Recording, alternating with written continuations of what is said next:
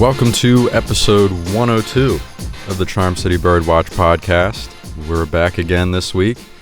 I finish every episode saying I don't know what we're going to talk about next week. For the most part, I've been saying that a lot, especially after the draft. And every week we come back and there's magically something to talk about. So I guess maybe I should keep saying it because that's the good luck charm we need for content. But I really don't need to say it anymore. Nonetheless, we have a pretty loaded show, actually. Not the most local stuff to talk about. We're going to talk about a couple of transfers that the University of Maryland got, both football and basketball. Those are kind of the only big local things to happen this past week. But on a national level, there is this ongoing dispute between the Major League Baseball owners and players who are trying to get baseball back, and you're trying to hash out the finer details, whether it's the testing or the money. There's a lot to get in order if baseball is going to return this summer. We're going to talk about that, and it made some headlines on Friday. I think it was Friday. I'm still surprised that it even got out or it's even real, supposedly. But I had some quick thoughts on this proposed NFL Rooney Rule change. Again, like I said there, I'll save my opinions for later, but I still don't even think this is real. Like, I just don't. I'm not buying it.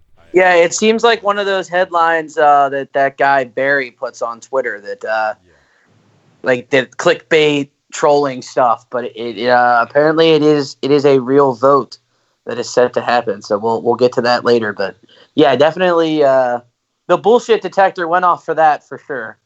We'll get into that probably at the end. But to start with some good news. There's Maryland transfers, and let's start with football because this is the bigger one. And I'll start by saying you probably know if you listen to the podcast that I'm a bit of an outsider here when it comes to Maryland football.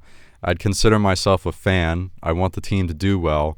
I don't keep up with the happenings, the recruiting or the transfers in the way that I do typically with basketball. That's just where my interests lie, with college basketball than college football. But it's hard not to be excited about a move like this, where Coach Mike Locksley, using his previous tenure at Alabama, his big name, to get a quarterback to transfer to Maryland, and not just any quarterback, but forgive me, I'm going to butcher the name here, but I wrote this down and practiced it, so I got to say it. Talia Tungavailoa. I think I nailed that. The brother of Tua, who just got drafted by the Dolphins. He was also at Alabama, entered the transfer portal, and Mike Locksley using that Alabama connection to get him to come to Maryland, of all places, to play out hopefully the last 3 years of his collegiate career. So on the surface, I'm not saying that he's going to be like his brother or anything like that, but I mean, he was picked up by Alabama for a reason. I'll say that. They don't really seem to be picking up any scrubs over there. So I think he's going to come in and immediately have a huge impact on Maryland, who has had absolutely no stability at the quarterback position since entering the Big Ten. Maybe, I don't know. Maybe not that long, but at least it's been a long time. At least had anyone any good at quarterback. Yeah, so I think as long as he stays healthy, and that's the other thing. It seems like there's some bad luck when it comes to injuries in Maryland quarterbacks. So assuming he stays healthy, I got all the confidence in the world in him to come in and actually stabilize things. Plus, he's getting a 5-star receiver that's coming in this year as a freshman. And yeah, I mean, this is at the very least those two moves, the 5-star receiver, who his name's escaping me right now, but yeah, I don't have it either. Sorry. No, it's fine. And we already acknowledged we're not the most in tune here, but this 5-star receiver and now Talia is coming in. Those two moves alone have generated a lot of good buzz for the program. And you look at where the program was in terms of headlines just in 2018. summer of 2018, this is a huge improvement in terms of having your university out there in the spotlight. I mean, I obviously hope that both of these guys end up being great players, but even if they end up being not so great players and, you don't hit on them the way you did or you thought you would, I mean, at the very least, the buzz is good for the university. Good press for once. Yeah, I mean, it's definitely the first time in a while that you've heard some good things about Maryland's football program. It seems like Locksley has the ability to recruit and get the players to College Park. It'll be another thing to see if he's able to kind of start stringing wins together to get this program. It would be nice if they were at least top 25 regularly. Would generate a lot of buzz in the university. And, there are some really passionate Maryland football fans out there, and I applaud you for that. I've said for the past few years, and they've had a couple relatively larger wins, wake me up when they can start to compete in the Big Ten with the big boys. And it's kind of unfair in a way to ask them to do that, but I'm not going to spend a ton of my time watching them if they're losing 68-7 and 71-13. Like, that's not the kind of stuff that I want to do on a Saturday. And you can't change that in 1 year, but it seems like Locksley has a good recruiting class this year. I think it's top 30 in the country, which is great. And to get Talia Tagovailoa, I mean, even if he's half as good as his brother, that's still better than just about anything Maryland's had at quarterback in recent memory, for sure. And plus, it's a big name. It gets some buzz generating around your program, and you got to build. Maryland's not going to become a college football powerhouse overnight. And it's nice to see him. This is a great get for Locksley. By the way, I don't think that should be undervalued. They were really in on Jalen Hurts 2 years ago as well. So it seems like he used his connections well, and he's able to kind of get Maryland to the table, which is something that you haven't probably been able to say for Maryland in a long time. So there's no guarantee that this works out or that he's becomes a stud at Maryland and gets drafted. But the possibility certainly exists that he's a good player, and that's all you can ask for if you're Maryland football. Like, let's try to get some better players in here. Let's try to get some buzz around the program. And like you said, they've done a nice job kind of rebuilding their reputation a little bit here after been a tumultuous past few years. So I'm excited for them. I'm excited for the people I know that follow Terps football like we follow Terps basketball. Been a while since they've had anything to be excited about. So definitely looking forward to seeing what he can do for the Terps. And, that is, of course, if college football happens. But I hope that, we're able to see him on the field sooner rather than later.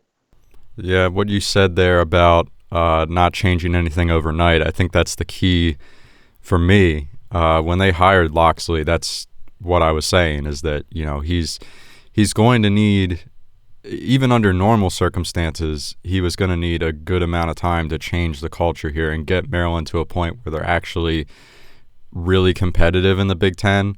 That's just super hard to do with all the great, historic football programs you have in the Big Ten.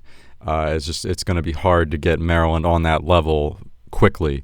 Yeah, considering, again, where they were in the summer of 2018 with all of that terrible, terrible stuff going on because of the death of Jordan McNair.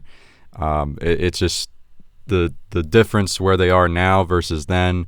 I didn't expect this big of a jump in good news. I didn't expect this quick of a turnaround, if you will, even though we haven't played any games yet. We don't, all will be decided on the field.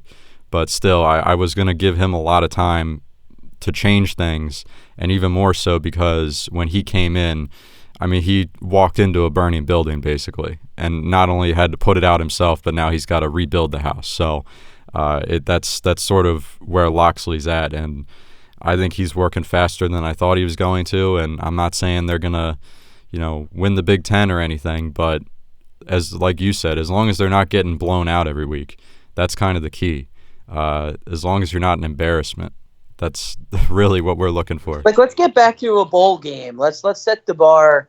Let's set the bar there. Let's be 7-5 or 8-4.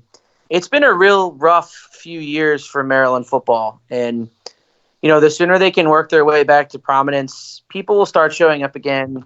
The buzz will start, and hopefully the seats can be filled, because I know that's been a pretty rough past few years for them in terms of attendance. I mean, Maryland hasn't had a winning record since 2014, and they're 8-16 in the last 2 years, coming off of a 3-9 record. That's, and like you said, they've been unlucky too. They've had some quarterbacks that may not have been the biggest names or the biggest recruits, but they were playing well, and then they'd get hurt, and then the backup would get hurt. At one point, they had a former wrestler starting at quarterback, if I remember correctly. Like, that's not how you're going to be successful, especially not in the Big Ten, and when you don't have a solid foundation of talent around this player to begin with. Slow and steady wins the race, as you said, for Maryland football, and I hope they start getting it in the right direction here soon. All right, well, sticking with the Terps, and we've got another transfer to talk about, also from Alabama, Mark Turgeon, getting himself a transfer, a much-needed transfer from a position standpoint. Galen Smith, not Jalen Smith. It's not Jalen Smith in disguise either. Galen Smith, a 6'9" junior forward from Alabama, is coming to College Park to finish out his collegiate basketball career. As I said there, this was much needed from a position standpoint. In the last year alone, the Terps have lost both the Mitchell twins, Jalen Smith to the NBA draft, and now Ricky Lindo and Joshua Tomaic to the transfer portal. So it's looking very, very thin in terms of big men. The downside, though, is while he will come in and have the chance to probably get good minutes, I would assume, as of the way the team looks right now, bad news is last year he averaged just 3.1 points per game and 2.5 rebounds a game with a field goal percentage of 55.7. So he's not he hasn't been a starter throughout his career. I mean, he started like 7 to 10 games out of a 30-game season. I think Galen Smith's going to get used quite a bit, even if the Terps end up going with a smaller lineup in 2020, which they probably should, just because that's where right now it looks like all their talent lies, in the guards and the small forwards or the combo forward guard players. That's where all their talent is. But because of all those names that I said have left, whether it's the transfer portal or Jalen Smith leaving for the NBA draft, all of a sudden, you're left with Galen Smith, a transfer, and what's his name? Shoal Mariel, who did not really show you much of anything last year. I mean, he's got to get healthy first and foremost, but there's not a lot of big men on the roster. So I'm expecting him to come in and have a chance to up that points per game from 3 to maybe somewhere around 7, 8 at the least. Yeah, I mean, Maryland's going to need him to kind of take a big step forward from what you've seen him do at Alabama. That doesn't mean it's impossible for him to do that. There's reasons why guys don't get minutes. Maybe he fell out of favor with the coaching staff. I was checking some of the stats. They had 2 other junior forwards that played the lion's share of the minutes and put up some decent numbers. It's hard to judge a guy, a guy who plays 13 minutes a game. It's not somebody that you would expect to be able to come in and contribute right away, but maybe Turgeon sees something in him that no one else has to this point. And like you said, at some point, you've got to fill out the roster. And there's only so many people that enter the transfer portal. There's only so many recruits you have coming in. You need to fill your roster with scholarship players. I mean, you don't want all walk-ons. Walk-ons usually don't have much of an impact. So I don't have a problem with the move. I'm with you. I don't really think it's a needle mover per se. But you've got to have enough big men to compete in the Big Ten. And Maryland, as you said, Maryland's going to be heavily reliant on their guards next year. I don't think there's any doubt about that. So if Smith can come in and be solid and kind of just hold it down a little bit, then maybe he can grow into a bigger role. But I'm kind of with you. I don't know how much to really expect from him, but it's a nice move from Turgeon. It's a recruit that it's a transfer that they needed and a spot on their roster that was reaching out for some assistance. So hopefully he's able to his own at Maryland, and this turns out to be a better move than we all think it is right now. So I guess the only thing that I'm concerned about here, and it really has nothing to do with Galen Smith, but I mentioned his name earlier, and that's Josh Tomaic. He was the last to enter the transfer portal and find a new home. That was after, obviously, the Mitchell twins leave midseason, Jalen Smith to the NBA draft, and then Ricky Lindo, earlier this offseason, found a new home. If you're Josh Tomaic, I mean, before you make that decision to enter the transfer portal, aren't you looking at the roster and saying, I've been on this team for a while, I think I'm going to be used more at Maryland? I would assume that, I would hope that he didn't just make a drastic decision to transfer without considering that. But that's what's concerning me here, is that Turgeon lost a transfer, a player that was probably, again, Tomaic is not anything, or hasn't shown to be anything crazy or anything special, but I think he's on the level of Galen Smith, at least in terms of, points per game and stuff like that. If you gave Josh Tomaic the minutes that Galen Smith had at Alabama, I think he'd definitely be around that 3.1 points per game, maybe even a little higher than that. So that's what's concerning here, is that, you lost a guy that, Lindo's one thing. Like, he, at the time of his transfer, wasn't getting as many minutes as a sophomore after showing a lot of raw talent and a lot of potential as a freshman. I can see his case for transferring. He wanted to go to a smaller school than Maryland and be kind of the starting guy. Tomaic is going to, San Diego State? They're a perennial contender. Last year they put it all together and had one of those crazy years where they were top 5 team, but they're a perennial contender every year, one of the better teams on the West Coast. So it's just a little surprising that he would choose to leave, knowing that he was going to most likely have the opportunities to get more minutes with Maryland.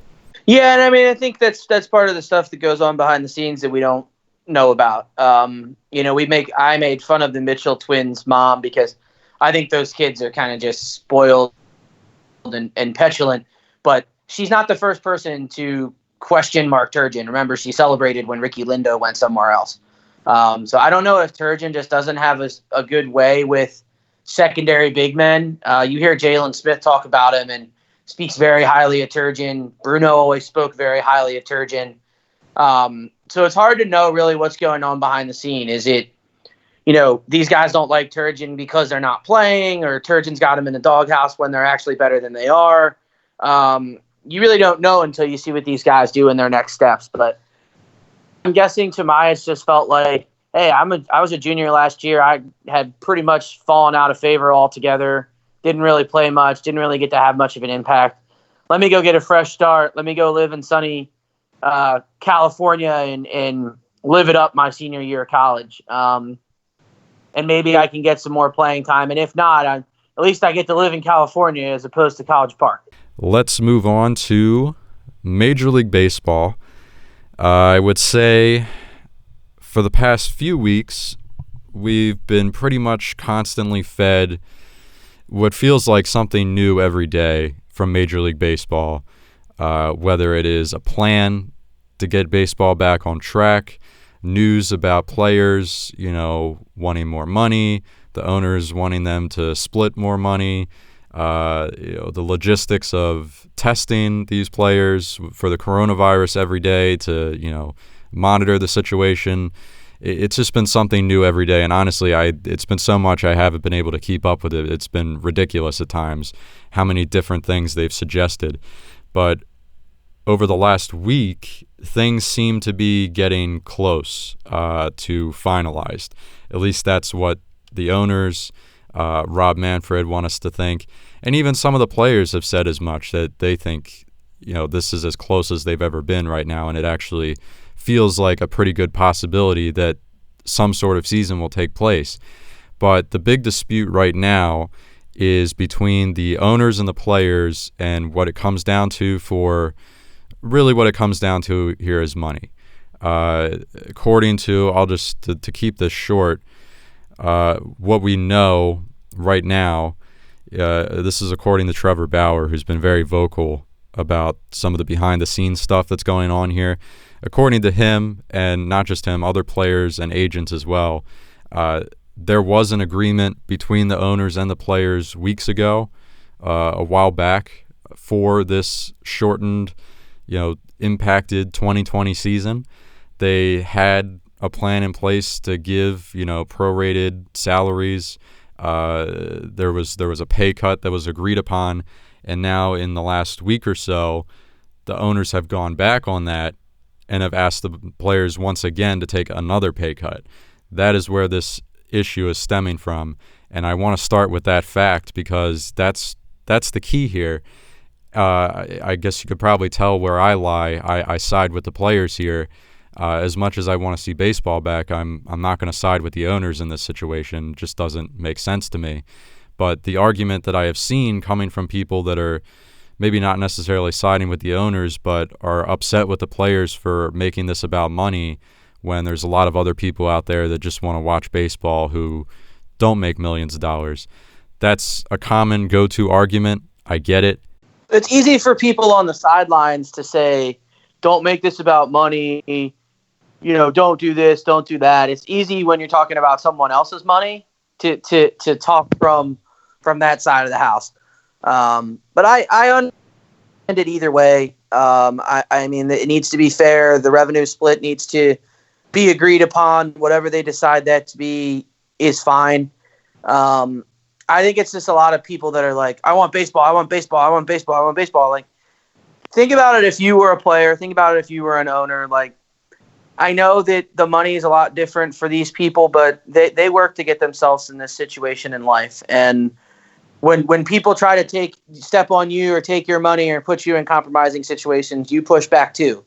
So I think we forget that this is their job, this is their livelihood, and to enter into agreements that aren't beneficial for the players or the owners from either perspective would be kind of stupid, right? Yeah, that's exactly where I was going there. I think just if you want baseball back, I do too. I agree with you, and it's always that, like I said, it's always that common argument. Just you're making millions of dollars, put up with it. You're not going to play a full season. Why should you deserve to be paid a full contract? I think most players would agree with that. That's why there was an agreement in principle a while ago for prorated money and a smaller divide for a shortened season. But now you want to go back on that and divide it again. You can look at the Trevor Bauers. Blake Snell was very vocal. I think Bryce Harper backed up Blake Snell a day after. Those guys have got mega $1 million contracts, sure. But they are not an accurate representation of the entire MLB landscape. League minimum for a major league player is $500,000, roughly.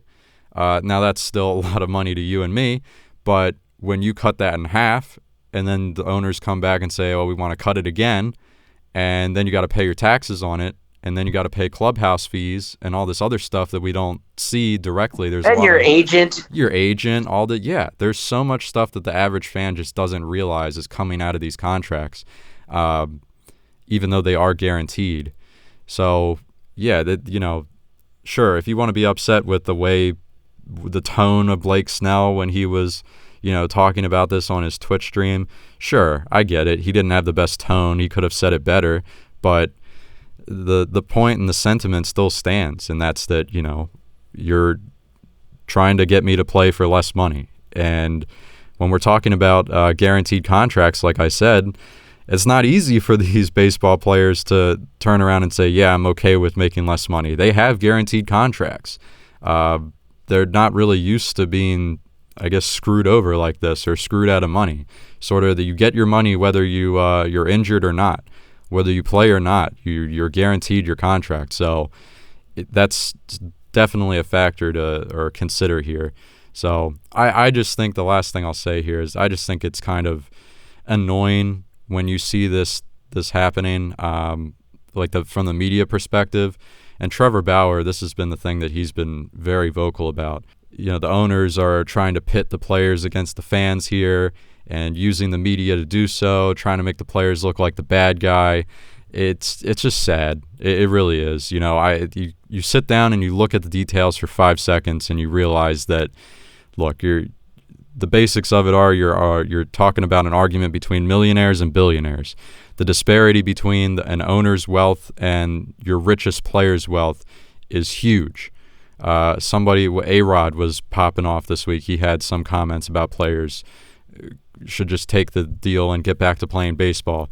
He was one of the richest players of his time.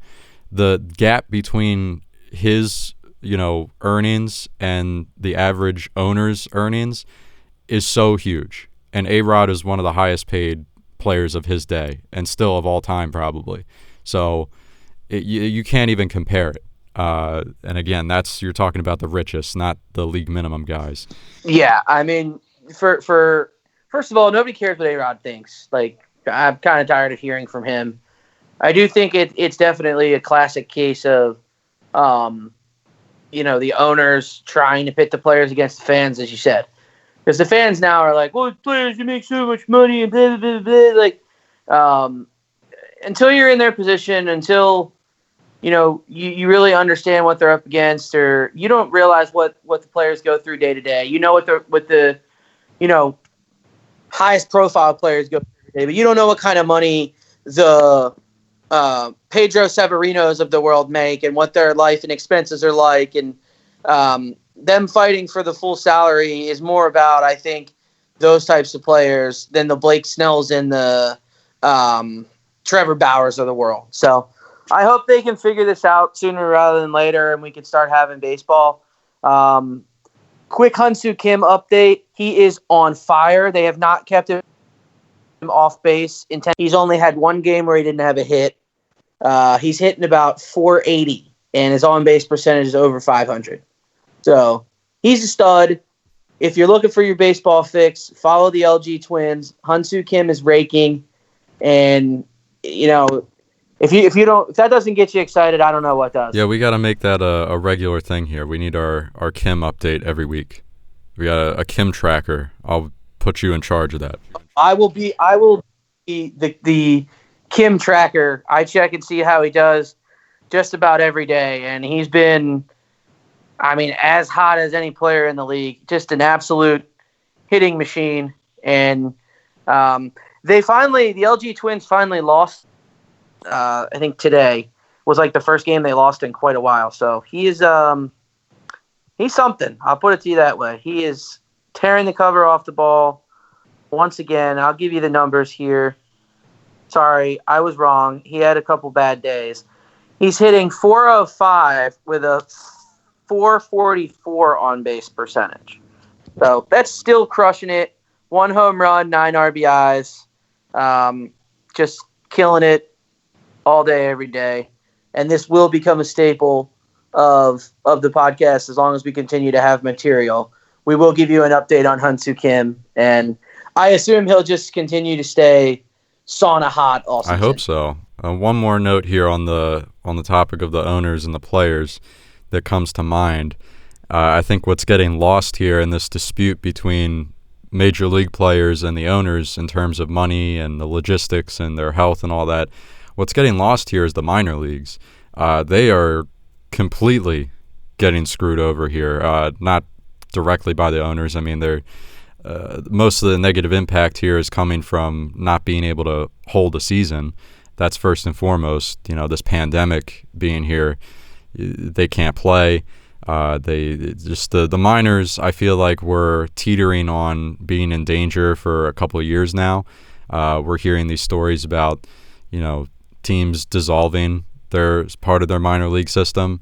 Minor league teams around the country are kind of disappearing here and there, and there's talk of it, downsizing, stuff like that. That was talk before this pandemic, and now they can't hold a season. They can't make any money. That goes down to just ticket sales on a local level.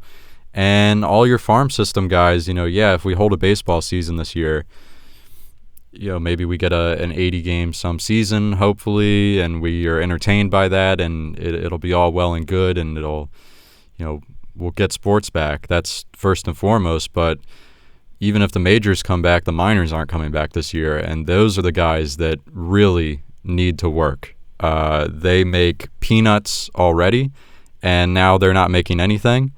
And on top of all that, it's probably pretty hard for them to go get another job right now because our economy is in absolute shambles because of the pandemic. No one's hiring.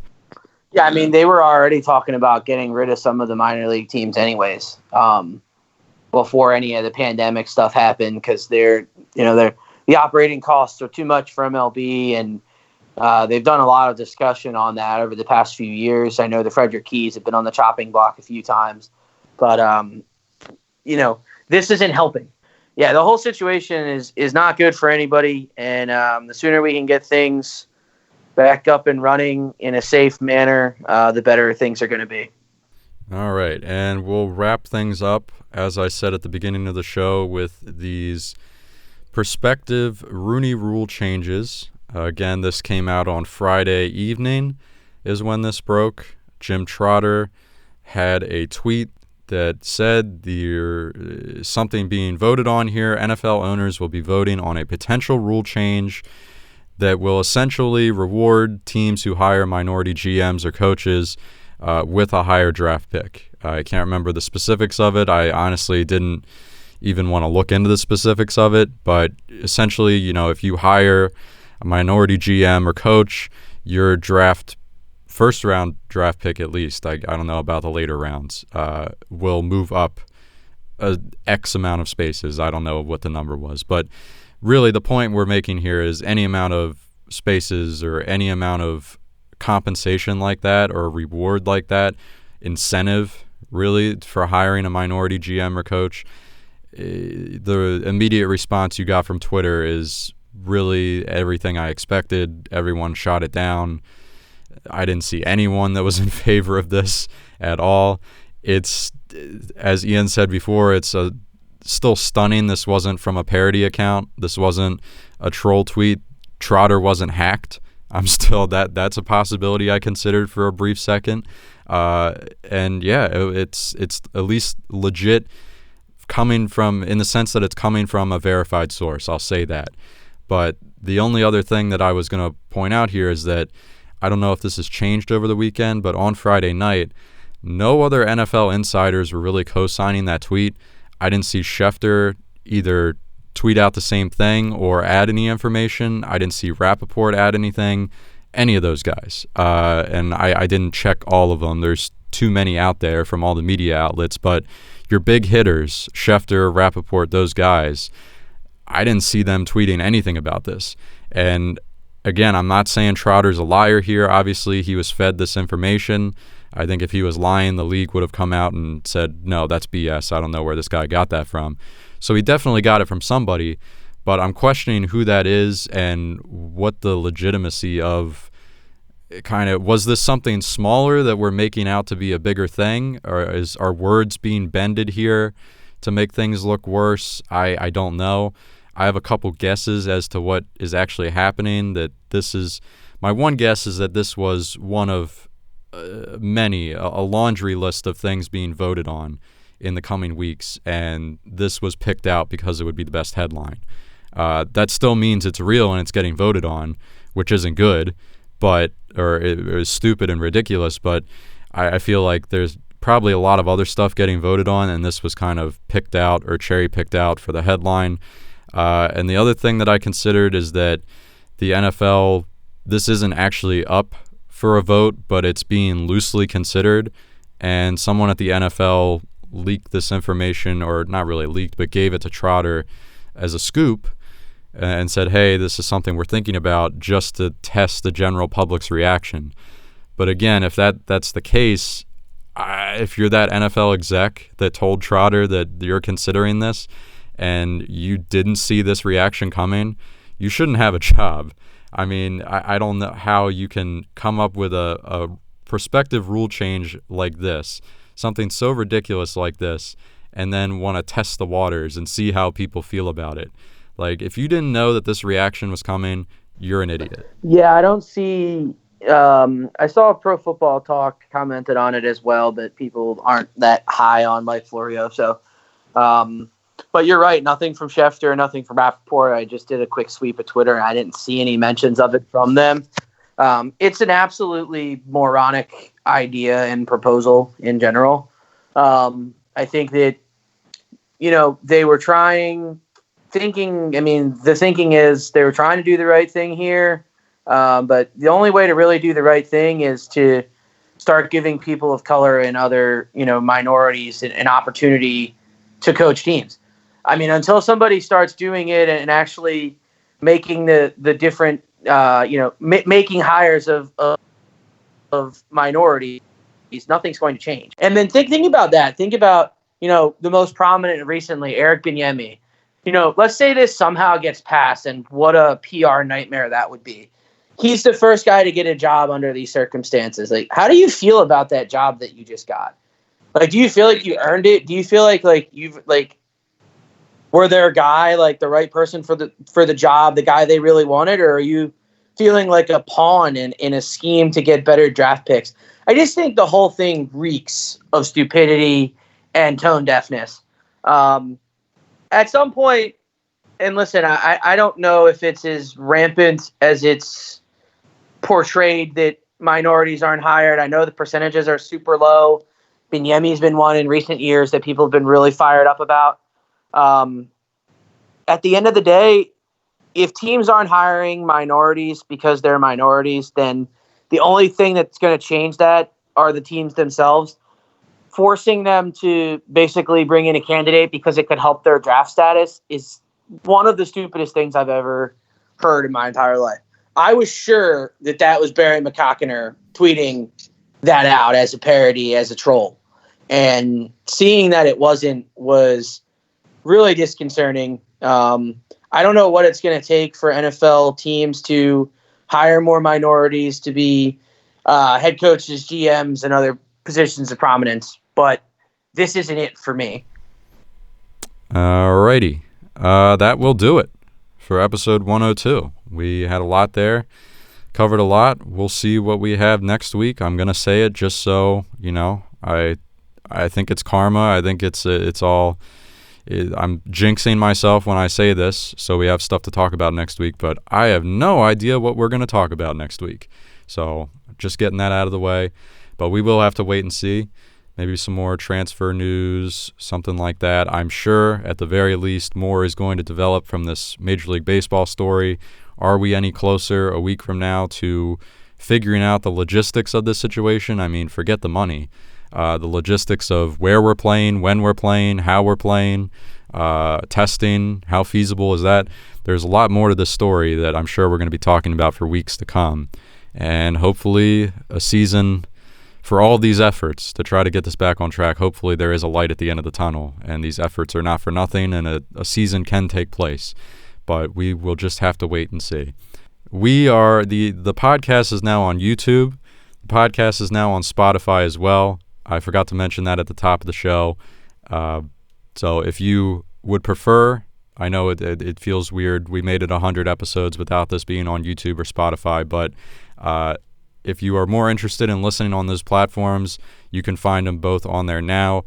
It'll still be on SoundCloud moving forward. I don't think our entire back catalog will be on SoundCloud, but our three most recent episodes will be on there, which for the podcast we release is not an issue. We release a lot of time-sensitive material, so I don't know why you would want to listen to something 4 weeks old, but hey, I if you were that type of person that was listening to old episodes, cool.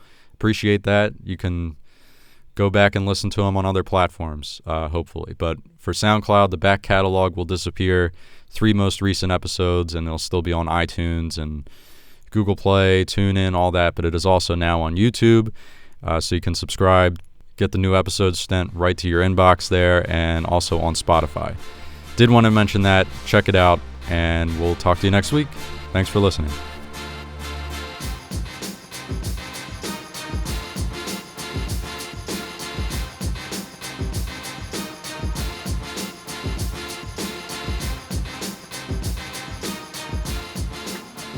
Hi, everyone. This is Clint. This is Ross. This is Joel. This is Cutter. This is Tony from 3 Beers In, a proud member of Big Heads Media Network. Each episode we review local Austin craft beer and talk about Clove and Bananas, references I don't get, and Academy Award winner Matthew McConaughey. So tune in, crack open a beer, and hang out with us. Find us on bigheadsmedia.com, iTunes, Google Play, Stitcher, TuneIn, Spotify, or on 3beersinpodcast.com. This is the podcast.